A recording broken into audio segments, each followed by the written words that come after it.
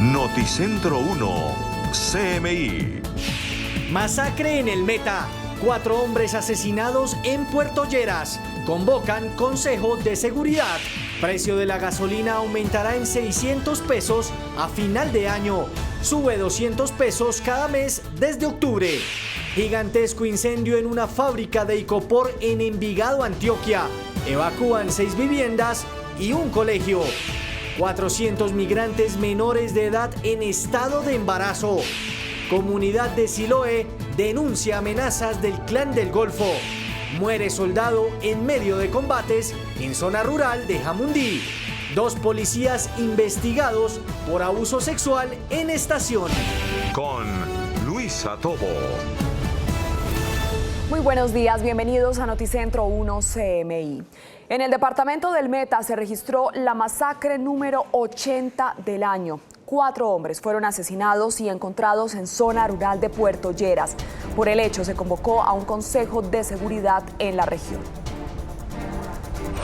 El señor gobernador me ha dado instrucciones expresas para que se adelanten las investigaciones, que aclaren esta situación. Hasta el momento, los cuerpos sin vida no son identificados como habitantes de la región y al parecer son víctimas de las guerras entre disidencias de las FARC y alias Juanito por terrenos para la extorsión a habitantes de bien de nuestra región. Desde octubre el valor de la gasolina aumentará 200 pesos para llegar a diciembre con un aumento total de 600 pesos. Luisa Fernández, buenos días. ¿En cuáles sectores impactará la subida del combustible? Hola Luisa y televidentes, los sectores más afectados serán los conductores o los vehículos particulares en el país, también las motos y entre estos están los taxistas con quienes hemos hablado y aseguran serán los más afectados con este aumento gradual en el precio de la gasolina. Recordamos que de aquí a diciembre aumentará 600 pesos en total y que para aquí a diciembre este combustible que es la gasolina estaría por encima de los 10.000 pesos en el país. Nosotros hablamos con expertos en combustibles, quienes aseguran que es necesario este aumento en estos productos debido al déficit fiscal que tiene Colombia actualmente y a la deuda que tiene el gobierno nacional con empresas que suministran este servicio, estos productos, este combustible a los colombianos. Y también que debe haber una equidad en quiénes o en qué combustible debe o no debe tener este subsidio por parte del gobierno nacional, porque si la intención del gobierno es, por supuesto, bajar ese déficit, pues no solo la gasolina debería tener este aumento en su precio, pues el parque automotor actual de Colombia son 17.749.258 vehículos y aseguran los expertos que solo entre el 40 y el 30% usan la gasolina o consumen la gasolina y que entre el 60 y el 70% utilizan a CPM o son vehículos híbridos y eléctricos, es decir, que esta deuda que intenta el gobierno nacional pagar, pues debería también escalar a quitarle el subsidio a otros combustibles. Esto fue lo que dijeron que deberían hacer durante estos 3 meses en el gobierno nacional. En estos 3 meses el gobierno sí tendría que definir una nueva estructura de precios, un nuevo ingreso al productor, ver la eficiencia de los agentes de la cadena, el refinador, el almacenador, el mayorista, el minorista, los poliductos, etcétera, pero sobre todo el nivel de tributos que se le carga al galón de gasolina.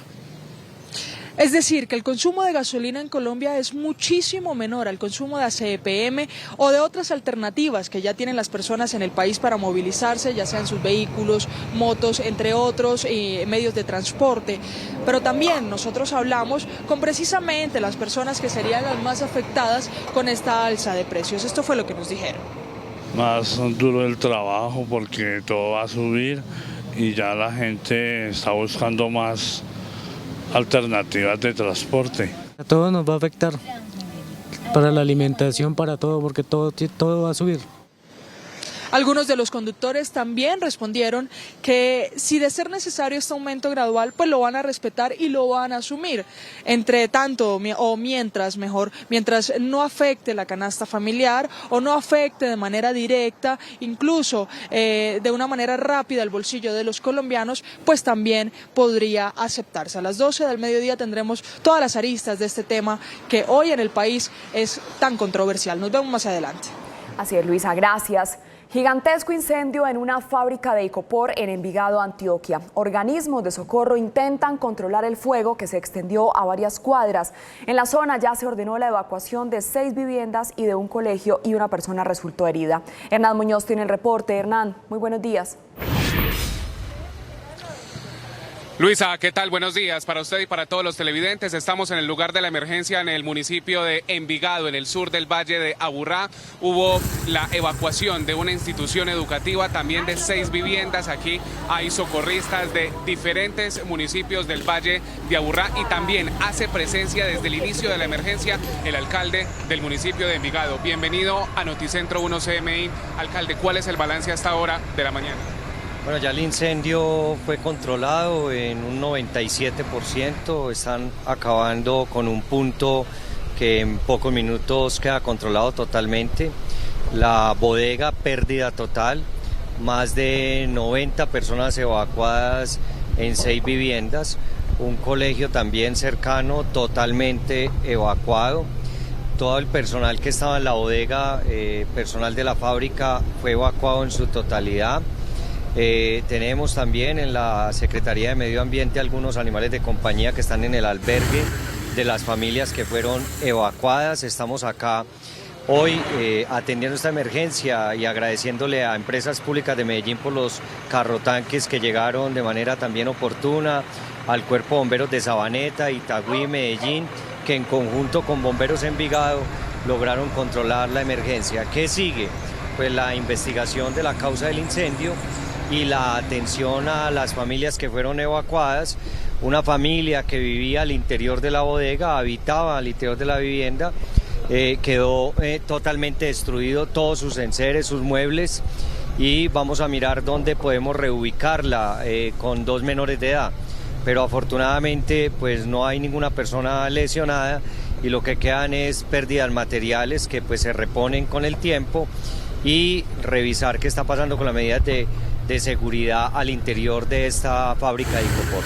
Es el alcalde del municipio de Envigado que nos acompaña a esta hora de la mañana en esta transmisión que hacemos a esta hora de la mañana desde el municipio de Envigado con un reporte hasta el momento de un incendio controlado, 6 viviendas absolutamente evacuadas y también un colegio aquí en la institución educativa del municipio de Envigado. Seguimos con más noticias del departamento de Antioquia porque hace pocos minutos el Hospital General de Medellín confirmó que desde 2021 a la fecha 400 mujeres migrantes venezolanas han dado a luz bajo la atención con una cooperación de la Agencia para las Migraciones Internacionales aquí en la capital de Antioquia. Esto incluye que las mujeres que se han reportado ante Migración Colombia, ante las respectivas autoridades y quienes no lo han hecho, tienen la posibilidad de recibir con toda la garantía 100% la atención en el Hospital General de Medellín. Esto incluye todo el trabajo de parto, el acompañamiento para evitar desenlaces negativos. Y terminamos además con otra historia aquí en la capital de Antioquia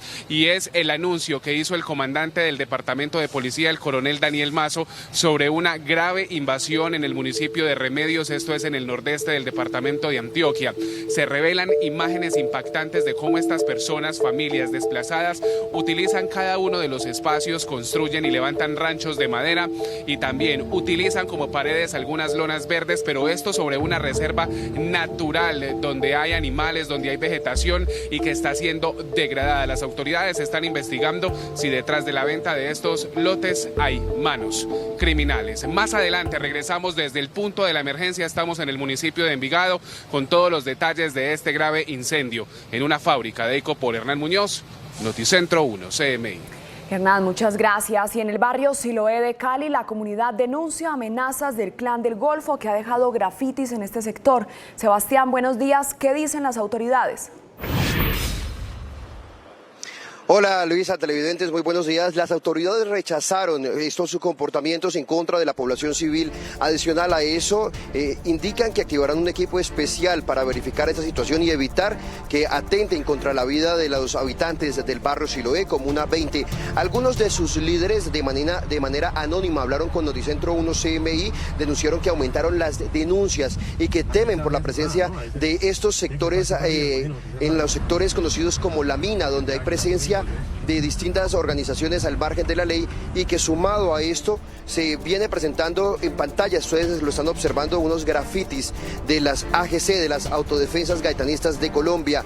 Hasta el momento los líderes han dicho que no han recibido ningún tipo de acompañamiento por parte de las autoridades y esperan que se adelanten programas de seguridad y sociales como los que están incluidos en la estrategia de Mi Cali al Barrio. Nosotros estaremos muy atentos y buscaremos ampliar esta información con algunas autoridades encargadas de la Comuna 20 de Siloé. En otras noticias, hay tristeza entre el Ejército Nacional por el lamentable deceso del soldado profesional Carlos Armando Villamizar Martínez. Este resultó gravemente herido, luego fue conducido a un centro asistencial, pero falleció debido a las lesiones que presentaba durante combates con la disidencia, con la columna de la disidencia Jaime Martínez de las FARC.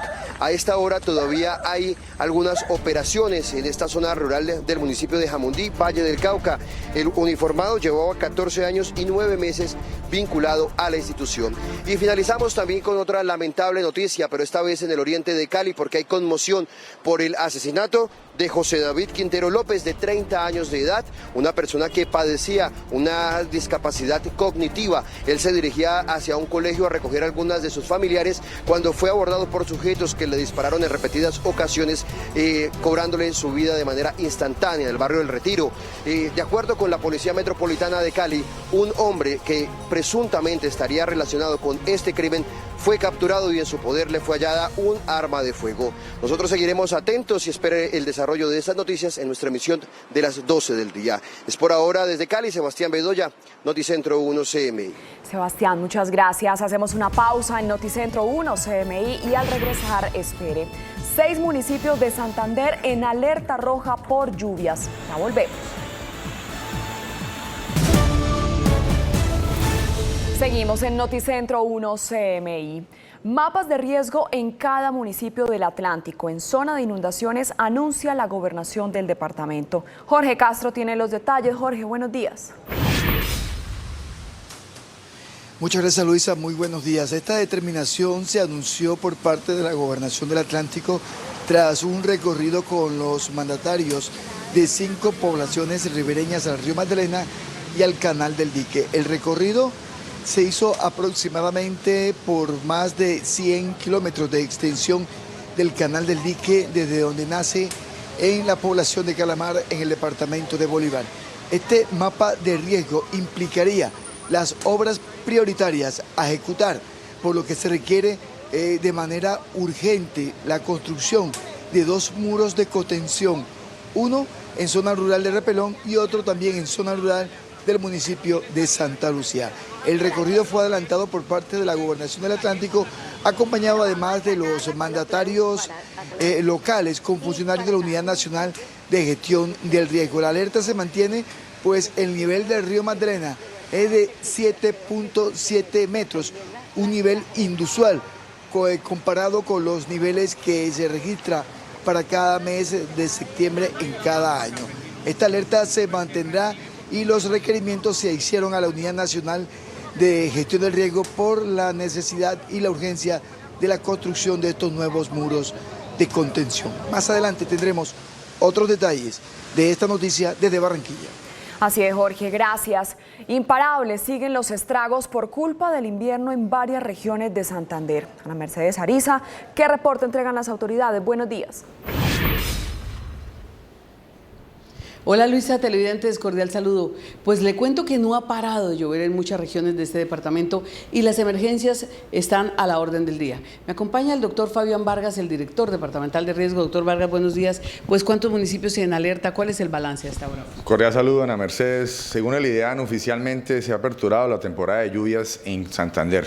Tenemos en alerta roja el río Lebrija y sus aportantes, especialmente a la altura del sector conocido como Bajo Río Negro, en el municipio de Río Negro, y Sabana de Torres, con riesgo de inundación. También tenemos por riesgo de deslizamientos en alerta roja 6 municipios y tenemos dificultades en el sector de Sitio Nuevo y Vadillo en el municipio de Puerto Wilches. ¿Qué medidas se van a tomar, no solamente por la lluvia, sino también por los temblores? ¿Y cuántos afectados deja esta temporada? Bueno, en el municipio de Puerto Wilches y Río Negro tenemos alrededor de 10.000 hectáreas inundadas, problemas, pérdidas de cultivos, pérdidas de ganado, algunas viviendas averiadas y tenemos la dificultad también de una erosión que se ha venido presentando en el corregimiento de Vadillo y corregimiento de Vijagual. Estamos articulando con el municipio, con la Unidad Nacional, ayudas humanitarias, pero también maquinaria amarilla para poder mitigar esa erosión que se está presentando en el sector. Y ante temor de los temblores como los que han ocurrido en las últimas horas. Bueno, tenemos el segundo nudo sísmico más grande del mundo, más activo del mundo, que es la Mesa de los Santos, Santander, y de esa forma pues es difícil prevenir y anticiparse a un sismo. Sin embargo, lo importante es tener una maleta o un equipaje de emergencia, poder tener la calma, poder tener tranquilidad al momento de un sismo. Tenemos la ventaja de que los últimos sismos se han presentado con unas profundidades entre 120 y 145 kilómetros de profundidad, que lo que genera es que esos sismos no sean superficiales y sean de unos grados moderados. Bueno, muchísimas gracias, doctor Vargas. Más detalles de esta situación por invierno y por temblores en esta región del país en segundos. Continúen ustedes con más información en Estudios. Ana Mercedes, gracias. La Procuraduría anunció una investigación a 2 uniformados por una denuncia de violación en una estación de policía. Tatiana Rodríguez tiene los detalles. Tatiana, buenos días. Luisa, televidentes, muy buenos días. Así es, como usted lo dice, la Procuraduría Delegada para la Defensa de los Derechos Humanos asumió esta investigación que adelantaba la policía por las graves denuncias hechas al interior de la estación de policía de Chambacú, en donde presuntamente 10 personas privadas de la libertad fueron abusados, agredidos tanto física como sexualmente. Ha manifestado la Procuraduría que se avanza en estas investigaciones y ha hecho también un recorrido en este lugar. 2 uniformados de la policía principalmente son quienes están vinculados a esta investigación y quienes eran los encargados de la custodia de estas personas. Entre tanto, estos 10 detenidos fueron trasladados hoy de esta estación hacia la cárcel de Ternera con el fin de preservar su seguridad. Recordemos que ya la Defensoría del Pueblo había hecho esta petición al distrito, específicamente a la Secretaría del Interior. Por ahora es toda la información. Nosotros más adelante tendremos la ampliación de esta noticia.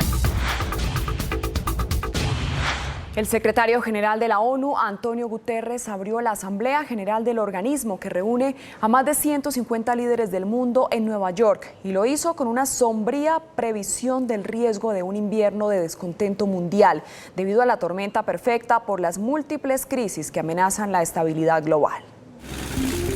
La guerra en Ucrania, las catástrofes climáticas, la inseguridad alimentaria, el desplome de la economía global y la profundización de la desigualdad. El mundo es actualmente acosado por diversas crisis y más de 150 dirigentes del planeta se reúnen desde hoy en la Asamblea General de la ONU, la número 77 y la primera totalmente presencial desde el comienzo de la pandemia en 2020, pero que se estrena en medio de un clima de fuerte división entre las naciones y de incertidumbre. De hecho, el mismo secretario general de la ONU, Antonio Guterres, abrió la Asamblea con una sombría previsión del riesgo de un invierno de descontento mundial debido a la tormenta perfecta por las múltiples crisis que amenazan la estabilidad global. Our world is in big trouble. Divides are growing deeper, inequalities are growing wider, and challenges are spreading farther. The United Nations Charter and the ideals it represents are in jeopardy. We have a duty to act, and yet we are gridlocked in colossal global dysfunction. The international community is not ready or willing to tackle the big, dramatic challenges of our age. This crisis threatens the very future of humanity and the fate of our planet. Tras la virtualidad y la semipresencialidad de los dos encuentros durante la crisis sanitaria, la Asamblea General de este año ha vuelto a las reglas habituales. Para tener derecho a voz, hay que estar presente. Con la notable excepción del presidente ucraniano Volodymyr Zelensky, después de que los Estados miembros aprobaron una propuesta para permitirle transmitir un mensaje pregrabado mientras lidera la respuesta militar a la invasión rusa a su país. Una decisión que acentuó la división entre las grandes potencias después de que 101 países votaron a favor de permitirlo, 19 se abstuvieron y 7, entre ellos Rusia, lo rechazaron. Zelensky comparecerá a distancia el miércoles y, como es costumbre, el presidente de Brasil fue el encargado de pronunciar el primer discurso en la reunión anual más grande de líderes mundiales, que también será la última del ultraderechista en caso de no ser reelegido. Mientras el mandatario chileno Gabriel Boric hizo su primera intervención ante el Pleno de la ONU. Y aunque históricamente los presidentes estadounidenses ocupan el segundo lugar en dirigirse a los líderes, Joe Biden rompió con la tradición este año, pues acaba de regresar de Reino Unido luego de asistir al funeral de la reina Isabel II. 4 líderes mundiales no asistirán, entre ellos los presidentes de Rusia y China, evidenciando las mayores divisiones geoestratégicas desde la Guerra Fría. Tras arrasar con Puerto Rico y República Dominicana, el huracán Fiona creció a categoría 3 y avanza hacia las Islas Turcas y Caicos. El huracán Fiona sigue este martes su ruinosa trayectoria y tocó esta madrugada a la isla Gran Turca, en donde está la capital del territorio británico, como un ciclón categoría 3. Las autoridades de las islas tomaron precauciones, declararon el toque de queda y pidieron a sus habitantes estar alertas y prepararse para posibles inundaciones por la tormenta. Esto sucede luego de que Fiona devastara Puerto Rico con lluvias torrenciales y arrasara a la República Dominicana, donde más de 1 millón de personas se quedaron sin agua corriente y electricidad y decenas de casas quedaron destruidas. El impacto de Fiona fue más devastador para Puerto Rico debido a que aún no se ha recuperado del paso del huracán María, que causó la muerte de casi 3.000 personas y destruyó la red eléctrica en 2017. 5 años después, más de 3.000 hogares de la isla siguen teniendo lonas azules como techo. Al menos 3 personas han muerto por el mal tiempo, incluyendo una en el territorio francés de Guadalupe y 2 en Puerto Rico. En Taiwán, la fuerza de la naturaleza también dejó destrucción. El sismo de 6,8 grados que en las últimas horas vivió la isla y las réplicas arrasaron con carreteras completas e hicieron colapsar puentes en distintas zonas. En la ciudad, cientos de edificaciones se vieron gravemente dañadas.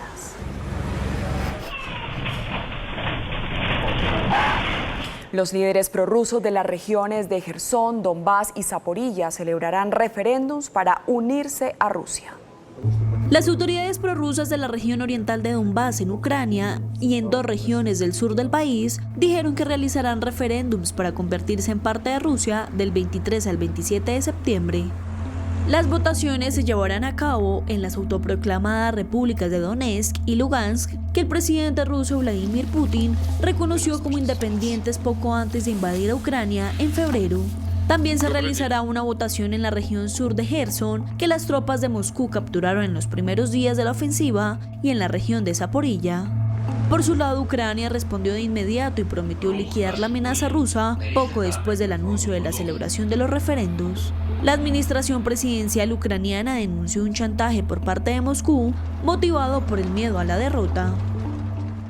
La ONU denunció que jefes de los servicios de inteligencia civil y militar de Venezuela han cometido crímenes de lesa humanidad para reprimir a la oposición mediante acciones que fueron ordenadas directamente por Nicolás Maduro. La misión documentó 122 casos de víctimas que fueron sometidas a tortura, violencia sexual y otros tratos crueles, inhumanos o degradantes, perpetrados por agentes de la Dirección General de Contrainteligencia Militar desde 2014 hasta la actualidad. Y hoy comienza la reunión de 2 días del Comité de Mercado de la Reserva Federal de los Estados Unidos, la 6ª que se celebra en lo que va del año y que posiblemente concluirá con una nueva subida de las tasas de interés. Los responsables de la política monetaria de la Fed han dejado claro que su prioridad es controlar la inflación, a pesar de los temores de recesión que ha generado un endurecimiento tan agresivo de las tasas, cuando los mercados pronostican un nuevo aumento de los tipos en 75 puntos básicos. disminuir el consumo de drogas no necesita de guerras, de armas. Guerra contra las drogas y lucha contra el cambio climático ha fracasado, advierte presidente Petro en la ONU. Sin justicia social no habrá paz total, dice el mandatario en su primer discurso ante Naciones Unidas. Masacre en el Meta. 4 hombres asesinados en Puerto Lleras. Convocan Consejo de Seguridad. Víctima de reclutamiento lidera proyecto con hijos e hijas de ex-FARC.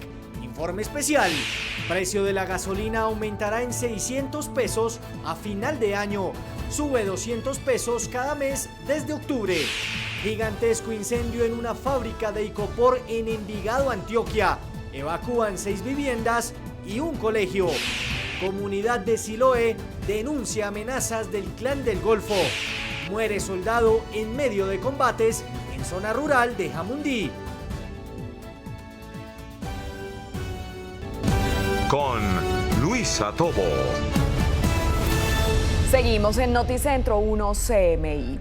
El presidente Gustavo Petro aseguró hoy ante la Asamblea de Naciones Unidas que la guerra contra las drogas ha fracasado y pidió a Estados Unidos y a las grandes potencias cambiar de estrategias para reducir el consumo y no condenar más a países como Colombia al desastre ambiental y social. Desde la ONU informa el enviado de Noticentro 1 CMI, Carlos Ruiz. ¿Qué tal? Muy buenas tardes. Vengo de un hermoso país ensangrentado, declaró hoy el presidente Gustavo Petro al participar en el primer día de sesiones de la Asamblea General de Naciones Unidas. El mandatario colombiano declaró que la guerra contra las drogas ha fracasado.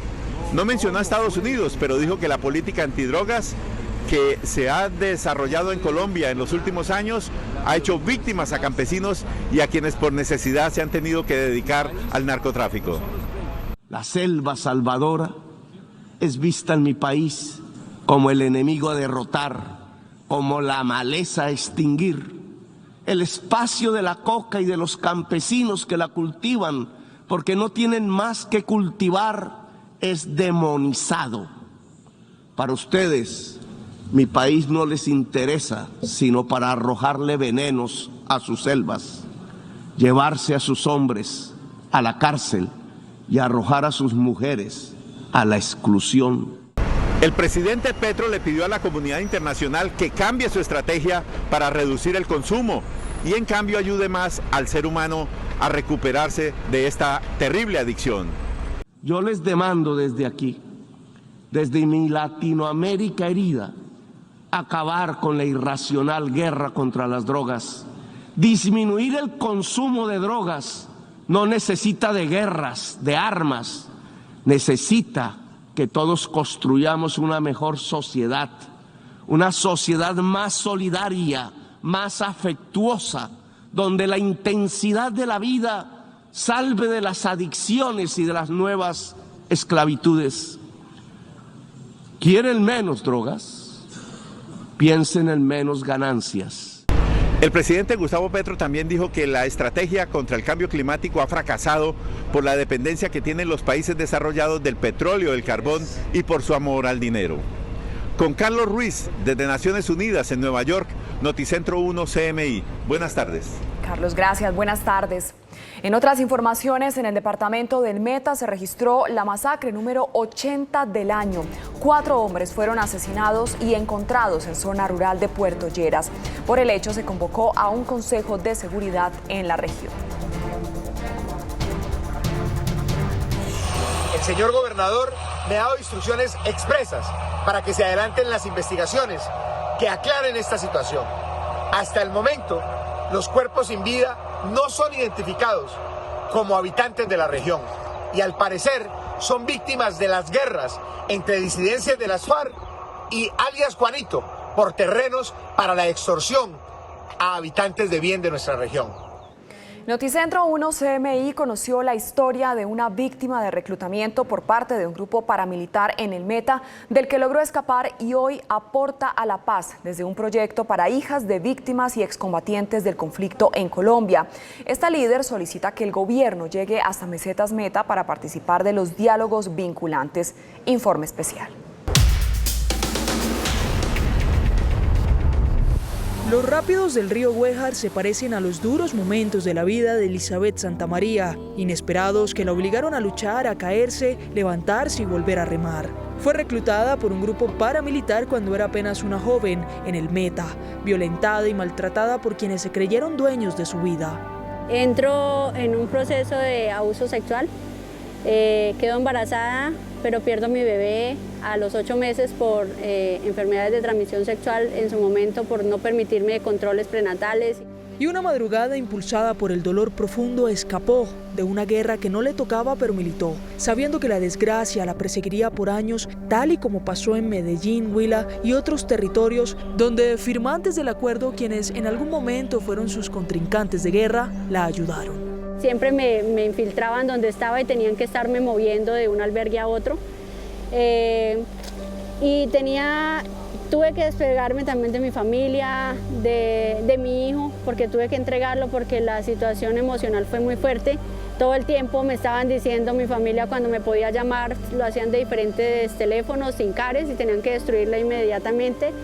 Cuando hablaban me ponían otros nombres para poder no ser identificada, pero siempre me llamaban desesperado porque siempre les estaban diciendo que nos habían dejado en algún lado picados, que a mi bebé lo habían matado. Cayó en las drogas en el reconocido Cartucho de Bogotá y en un desespero psicológico. Otra lucha que venció, volvió con sus 4 hijos e inició un liderazgo en defensa del acuerdo de paz, del que no hizo parte, pero sí se involucró. Me tilda como guerrillera. Según la gente y me dicen, usted es guerrillera, usted es firmante del acuerdo, yo les digo no, yo soy una ciudadana que defiende el acuerdo de paz, que defiende la paz y que defiende las garantías de libertad. En esa defensa llegó el proyecto Voces del Territorio, liderado por el Fondo Colombia en Paz y apoyado por el Fondo Multidonante de Naciones Unidas y la Organización Internacional para las Migraciones. Hoy apoya a niñas de diferentes poblaciones, indígenas, afros, hijas de víctimas del conflicto y en el mismo escenario, hijas de quienes participaron de este. Un verdadero significado de paz, perdón y reconciliación. Elizabeth, ¿por qué es importante que dentro del proyecto participen poblaciones diversas? Poder entender cómo ha tocado y cómo hemos podido lograr que ellos tengan un poco más de libertad es una de las luchas y es como lo que queremos. Entonces, que conozcan y que puedan respetar esa diferencia y que empiecen a trabajar de manera conjunta y dejar de dividir a la juventud de las personas adultas, porque nos han dicho que los jóvenes son una cosa, que los niños son otra cosa y que los adultos son otra cosa cuando somos una sola sociedad, y la idea es seguir trabajando para que construyamos juntas y juntos ese tejido social y que defendamos la paz. El Chocó Noticiero es el legado de una excombatiente para decenas de niñas en ese territorio, un lugar al que desean que las futuras generaciones amen y cuiden como propio. Por esto solicitó al gobierno incluir a mesetas dentro de los diálogos vinculantes. Hacer el llamado a que se tenga en cuenta esos diálogos en los territorios que han vivido y que saben cómo quieren que se construya su territorio, que quieren que pueden posicionar y que además hay mucha gente, y por no decir que todo el municipio es gente buena, que se la juega a diario, que construye, que se inventa, se reinventa y que sigue luchándola porque la vida sigue.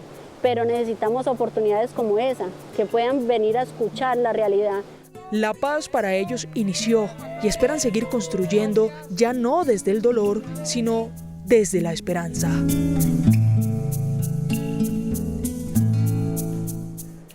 El ex jefe paramilitar Salvatore Mancuso lanzó duras críticas a la Jurisdicción Especial para la Paz y a la Comisión de la Verdad por supuestamente no incluir todas sus declaraciones y acusaciones sobre el conflicto armado. En una carta dirigida al presidente de la JEP, el ex jefe paramilitar Salvatore Mancuso confirma que asistirá a la audiencia en la que tendrá la oportunidad final de acogerse al Tribunal de Paz. Confío que todo el proceso de preparación y realización de dicha audiencia garantice unos mínimos estándares restaurativos y salvaguarda de nuestra dignidad. No obstante, el ex paramilitar hizo duros cuestionamientos tanto a la JEP por llamar la audiencia como la última oportunidad, así como al padre Francisco de Rú por, según dice él, no incluir todas sus declaraciones. Incluida mi colaboración ante los comisionados de la Comisión de la Verdad por solicitud del padre de Rux, donde aporté verdades que, dicho sea de paso, nunca vieron la luz en el informe final. Mancuso está detenido en Estados Unidos por narcotráfico y espera ser acogido en la JEP para obtener beneficios jurídicos cuando vuelva al país. Desde octubre el valor de la gasolina aumentará 200 pesos para llegar a diciembre con un aumento total de 600 pesos. El parque automotor de Colombia es de 17.749.258 vehículos. En estas condiciones, el uso de combustibles está así según expertos. Los miles de millones de barriles que se venden al año por parte de Ecopetrol tienen ese porcentaje. Muy parecido casi que al 70-30. 70% ACPM, 30% gasolina, y ahí comienzan a existir unos diferenciales. Sociedades como Ecopetrol venden los combustibles a precios internacionales. Para un menor impacto en el bolsillo de los colombianos, el gobierno nacional subsidia parte de ese precio. Desde octubre, ese subsidio se reducirá gradualmente para disminuir el déficit fiscal, lo que significará un aumento en el precio de la gasolina al consumidor. Más duro el trabajo porque todo va a subir y ya la gente está buscando más alternativas de transporte. A todos nos va a afectar, para la alimentación, para todo, porque todo va a subir. Equidad en precios de la tabla de combustibles recomiendan expertos al gobierno nacional para reducir el impacto al consumidor y tener un recaudo efectivo para el pago de la deuda. En estos 3 meses el gobierno sí tendría que definir una nueva estructura de precios, un nuevo ingreso al productor, ver la eficiencia de los agentes de la cadena, el refinador, el almacenador, el mayorista, el minorista, los poliductos, etcétera, pero sobre todo el nivel de tributos que se le carga al galón de gasolina. Otros consumidores respetan el incremento desde que se dé gradualmente. En Antioquia evacúan un colegio y 6 viviendas por un gigantesco incendio en una reconocida fábrica de icopor de Antioquia. Hernán Muñoz está en el lugar de la noticia. Hernán, ¿cuál es la situación en este momento? Luisa, ¿qué tal? Buenas tardes para usted y para todos los televidentes. Estamos aquí en el punto de la emergencia. El balance hasta el momento: el incendio ha sido controlado, pero lamentablemente 2 bodegas de icopor, una de las que más produce este material en el país, quedaron absolutamente consumidas. Estas son las bodegas porque a pocos metros está ubicada precisamente la empresa principal. Son por lo menos 22 empleados de 113 afectados que se encontraban aquí. Hablamos con el cuerpo oficial de bomberos del municipio de Envigado, quienes han confirmado que 90 personas atendieron un llamado urgente de evacuación, 6 viviendas fueron evacuadas, 2 con un reporte negativo. Una de las habitaciones sufrió lamentablemente una situación compleja y otra de ellas pues se consumió totalmente. Este es el informe. Una explosión tras otra fue la señal de alerta para los habitantes del barrio El Chinguí de Envigado. Las llamas fueron letales y en minutos comenzaron a destruir las 2 bodegas de esta fábrica de icopor.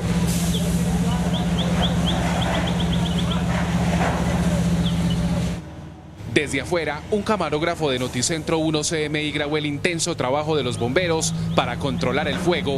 Una caldera, las viviendas aledañas y los niños que asistieron a clase estaban en riesgo. Lina es habitante de la zona y llora de desconsuelo. Los niños menos mal que estaban estudiando y se nos quedó un animalito que no lo alcanzamos a rescatar. Se me soltó de la mano y se devolvió para la casa asustado y yo creo que se quemó porque no saben, no lo han visto. Y no puede ingresar porque su vivienda está en riesgo. Sí, claro, todo lo teníamos ahí, estábamos esperando una promesa de Dios y pasó esto. Organismos de socorro de municipios vecinos y carrotanques de EPM apoyan a esta hora la emergencia. Se evacuaron 6 viviendas alrededor de la fábrica, se evacuó el colegio, el liceo El Salado, donde teníamos niños y niñas en jornada académica, pero retirados de la fábrica. Se evacúa también por prevención. Autoridades intentan controlar el fuego. Y en medio de la tragedia hay noticias muy positivas en Medellín. 400 mujeres venezolanas dieron a luz aquí en la capital de Antioquia. Hace 4 años, Verónica llegó a Colombia en medio de la crisis migratoria. En Medellín encontró el amor, quedó embarazada y confesó que durante los primeros meses de gestación hubo incertidumbre. La preocupación porque uno no tiene el servicio de salud, pues no cuenta con eso. y es preocupante al principio, pues los nervios y toda la situación, pues, pero ya al uno ingresar a este sistema, bueno, se da cuenta que la atención es especial. Hoy está a punto de conocer a su hijo. Todo está listo en los pasillos del Hospital General para dar a luz. Y ya estoy esperando ya el ingreso para una cesárea y una esterilización. Y la atención, excelente, muy buena. Más de 400 migrantes venezolanas han sido atendidas en el Hospital General de Medellín en convenio con la Organización Internacional para las Migraciones. Según las estadísticas, el 9%, es decir, 30 son menores. Estas personas que llegan en calidad de migrantes son llegadas al hospital de distintas instituciones o llegan también en forma espontánea por el conocimiento que tienen de la atención que brindamos en nuestra institución. El servicio incluye la atención del parto, una ayuda clave para evitar desenlaces negativos. Y nos despedimos desde el barrio El Chingui del municipio de Envigado, atentos a la emergencia. Hernán Muñoz, Noticentro 1, CMI. Hernán, muchas gracias. Hacemos una pausa en Noticentro 1, CMI, y al regresar, espere. Amenazas del Clan del Golfo en el barrio Siloé de Cali. Ya volvemos. Seguimos en Noticentro 1 CMI. Hay preocupación en el barrio Siloé por la presencia de grafitis asociados al Clan del Golfo. Los líderes sociales de la Comuna 20 denuncian incremento en las amenazas. Sebastián, ¿qué dicen las autoridades? Buenas tardes. Hola Luisa, televidentes, muy buenas tardes. Las autoridades investigan la procedencia de estos carteles que tienen atemorizados a los habitantes y líderes del barrio Siloé aquí en Cali. Grafitis como estos tienen atemorizados tanto a líderes sociales como a los habitantes del barrio Siloé, suroccidente de Cali, por la posible presencia de organizaciones asociadas a las autodefensas gaitanistas de Colombia. Unos grafitis que aparecen en estos momentos en varios sectores, como en la mina, en el sector en el Monumento de los Estudiantes donde está AGC. Esas mismas siglas están también en varios sectores de la comuna.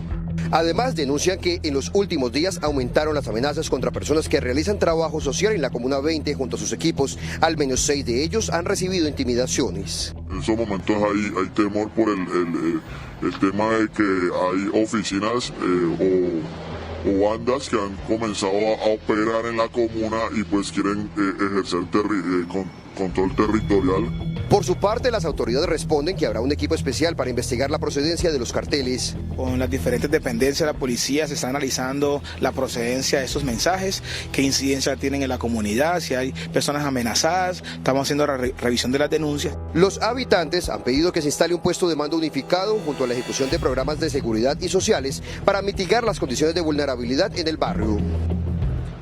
En otras noticias, murió un soldado de la 3ª Brigada del Ejército luego de sostener combates con disidencias de las FARC en Jamundí. El soldado Carlos Armando Villamizar Martínez resultó herido en medio de los combates que sostiene el ejército con la columna Jaime Martínez de la disidencia de las FARC en zona rural de Jamundí, Valle del Cauca. Fue llevado a un centro médico donde lamentablemente murió por la gravedad de las lesiones que presentaba. Este hecho no lo queremos dejar pasar por alto y hoy más que nunca con la fuerza pública estamos trabajando con todos los recursos que tenemos para detener a las bandas criminales y someterlos a las instancias de la justicia. No vamos a permitir que los violentos sigan con sus actividades ilícitas. El uniformado fallecido llevaba 14 años y 9 meses vinculado a la institución. Es por ahora toda la información desde la capital del Valle, Sebastián Bedoya, Noticentro 1 CMI.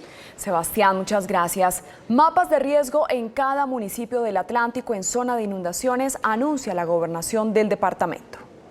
El objetivo es construir un plan de acción específico.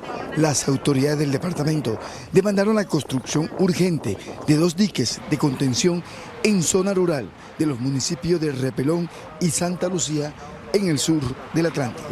De aquí salen con los alcaldes, con los funcionarios del gobierno nacional y el gobierno departamental a establecer el mapa de riesgo y las necesidades puntuales que tenemos en cada uno de los municipios: Suán, Santa Lucía, Manatí, Repelón y Sabana Larga. Las obras servirían para mitigar el riesgo de inundaciones. Nosotros hemos estado en alerta permanente, tenemos nuestros comités de gestión de riesgo en alerta permanente precisamente porque el río Magdalena presenta hasta ayer un crecimiento de 7 metros 70 centímetros. lo cual ha generado de pronto cierta incertidumbre en las comunidades del sur del Atlántico.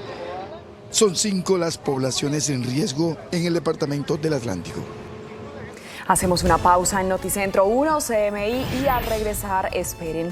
Investigan a 2 policías por caso de abuso sexual. Ya volvemos. La Procuraduría anunció una investigación a 2 uniformados por una denuncia de violación en una estación de policía. Tras la grave denuncia de agresiones físicas y sexuales en contra de 10 personas privadas de la libertad en la estación de policía de Chambacú y que habría sido cometida por otras personas también detenidas en el lugar, la Procuraduría se puso al frente del caso. Verificar el expediente disciplinario que ya adelantaba la Policía Nacional para asumir el poder preferente. ¿Qué es el poder preferente? Justamente es esa actuación en la cual desde el nivel nacional nos traemos el proceso disciplinario para adelantarlo desde la Procuraduría Delegada para la Defensa de los Derechos Humanos, en la cual practicaremos una serie de pruebas con el fin de establecer la veracidad de lo que ocurrió. Los patrulleros Jesús David Anicharico Arteaga y Luis Salcedo Cordero están siendo investigados, según señaló el órgano de control, para establecer la responsabilidad en los presuntos actos delictivos. Ellos vincularon a investigación a 2 integrantes de la Policía Nacional que estaban encargados de la custodia. Entre tanto, los 10 internos fueron trasladados hoy a la cárcel de Ternera con el objetivo de preservar su seguridad. Hasta aquí la información en Noticentro 1 CMI, pero a las 8 de la noche espere una nueva emisión de noticias. ¡Feliz tarde!